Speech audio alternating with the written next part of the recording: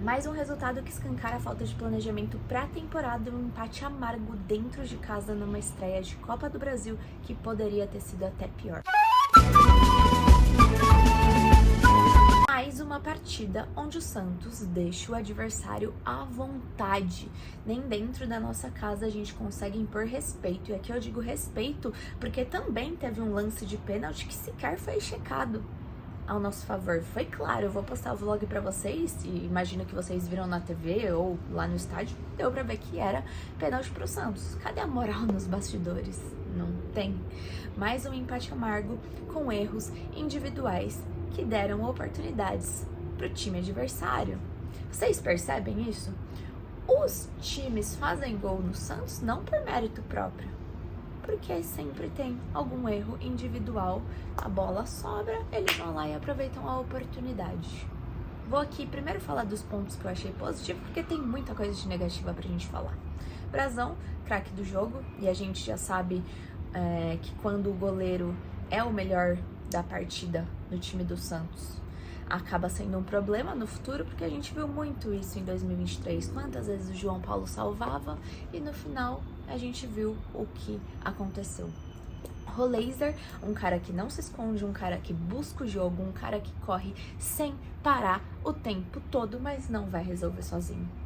E um Escobar que se sacrificou pelo resultado. Agora a gente não vai poder contar com ele na próxima partida, no jogo de volta lá em Alagoas, que tem tudo para ser bem mais difícil do que foi o jogo aqui na Vila Belmiro. Por quê? Porque ano passado a gente não conseguiu vencer o CRB também. Foi um empate e uma derrota. E para complementar, né, eu acho que ontem deu para ver que os meninos da base estão pedindo passagem. David, Matheus Xavier e Luca Meirelles conseguiram dar uma balançada, uma pressionada ali nos minutos finais, mas não foi o suficiente para a gente conseguir construir mais um gol e levar um resultado positivo para o jogo de volta. E é triste pensar isso, porque quando tava 1-0 eu pensei, puxa, um placar magro, poderia ter sido mais. E agora com o empate a gente vê que tudo dá pra piorar, é sempre assim com o Santos, né? Bom, uma noite extremamente infeliz do Gil, tudo que ele pôde errar ele errou, inclusive teve um lance que ele ficou pedindo o impedimento, ele parou no lance e o lance continuou, e quase que a gente toma um outro gol, cometeu o pênalti, deu a bola para o adversário empatar o jogo e a gente enxerga todas as deficiências que tem no time do Santos. Do meio pra frente eu nem vou falar tanto porque a gente tem muitas peças no DM que podem fazer a diferença, né? Zé Rafael, Bom Tempo, Barreal, Neymar, Soteldo. Então, do meio pra frente, a gente tem peças para melhorar o rendimento, até porque a gente sabe das características de Pituca, Schmidt, que são lentos e não tem como exigir mais, porque eles já mostraram o máximo deles e o máximo deles é ruim. O máximo deles não ajuda o Santos. Veron, quem fez a contratação do Veron, que até hoje ele não mostrou para que ele foi contratado. Ele atrapalha. O Guilherme, então, nem se fala, tá numa fase tenebrosa. Ontem foi substituído, tava sentindo, a gente ainda não sabe se foi alguma lesão ou se foi ali de jogo, mas enfim, em breve a gente deve ter algum tipo de panorama sobre a situação dele. E um sistema defensivo falho, onde pra mim só se salva Brazão e o Escobar. E o Escobar não é nem pela técnica, né? Pela vontade que ele tem. Como eu disse, ele se sacrificou ali pro Santos não sofrer o segundo gol do CRB.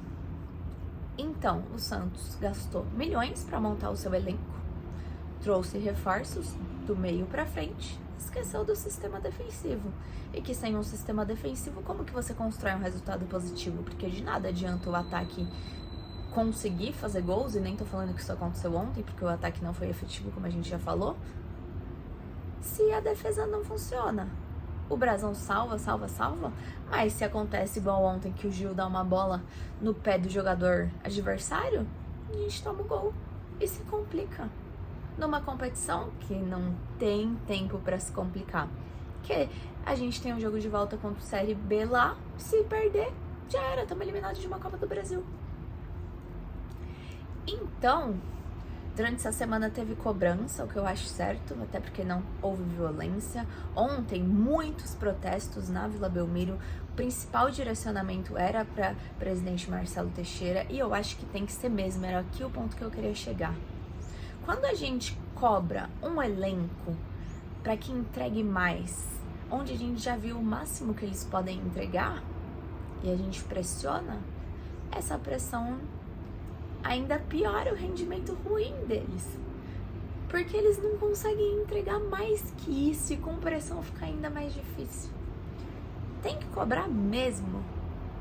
Presidente, CEO, gerente de futebol, executivo de futebol, tem tantos nomes por aí que parece que não dá um bom. Porque foram eles que montaram esse elenco. Foram eles que escolheram contratar jogadores de milhões, vou chamar aqui, que não rendem dentro de campo. A folha salarial do Santos é de 24 milhões, sem contar com Neymar, Roleiser e Tiquinho Soares. Imagina o quanto sobe esses 24 milhões colocando o salário desses jogadores na contagem. E aí, sempre o discurso é o mesmo, não temos dinheiro, a gente precisa aumentar o ingresso para ter mais renda, aumentar a mensalidade do sócio, pra gente conseguir pagar a folha de jogadores. Responde dentro de campo, o torcedor tá se sentindo humilhado. Aliás, a folha salarial do CRB ontem, que não se intimidou com o Santos e jogou à vontade dentro da nossa casa, é de 1,5 milhão. 1,5 milhão é quase o que recebe o Furt sozinho para treinar em separado. Nem faz parte do elenco. Então a gente começa a ver como por dentro tem muita coisa errada. E é por dentro que precisa melhorar, arrumar para os resultados saírem dentro de campo. Marcelo Teixeira fez um pronunciamento agora há pouco na sua rede social. Eu anotei aqui 2 frases que me chamaram a atenção. A primeira delas que, assim, me assusta mesmo, que é: o momento exige união e fé. Não é fé que vai salvar o Santos. Se não tem qualidade técnica, nem fé vai salvar o Santos. E o outro é para darmos um voto de confiança ao Kleber Xavier. Eu acho que a gente tá num momento em que ficou nítido que o técnico é o menor dos culpados. E aqui eu não vou falar de Caixinha, vou falar do Kleber mesmo. Ele acabou de chegar. Ele deu 2 treinamentos. Numa tarde, treinou o sistema defensivo, com bolas paradas. E na outra tarde, ele treinou o sistema ofensivo. Então ainda não tem o trabalho do Kleber Xavier, voto de confiança. Foi o único que aceitou a gente. O único que teve culhão quando ninguém quis assumir essa bomba. Por que ninguém quis assumir? Eu acho que tá mais que claro, né? Porque o elenco não é qualificado. E os técnicos enxergam isso. Adianta eles assumirem essa bomba para vir uma pressão em cima deles se o que eles têm à disposição não conseguem entregar? Então, assim, tem muita coisa para melhorar. No domingo a gente já encara um Grêmio que também tá numa situação delicada e o Santos adora ajudar quem tá numa situação delicada a sair dela. Nunca se ajuda a sair de uma situação delicada. Torcedor, a gente vai ter que continuar fazendo o nosso trabalho, que é apoiar, mas cobrar sim, porque a cobrança é necessária. Enquanto a gente vê coisas erradas, a gente tem que exigir melhorias. Não dá pra ficar se apegando em fé pra querer que o Santos saia de uma situação delicada. Tem muita coisa pra mudar. Quero saber a sua opinião sobre o jogo de ontem também. Se você gostou do vídeo, né? Apesar de ser um vídeo extremamente desgastante. O torcedor santista tá cansado, o torcedor santista tá se sentindo maltratado há muito tempo.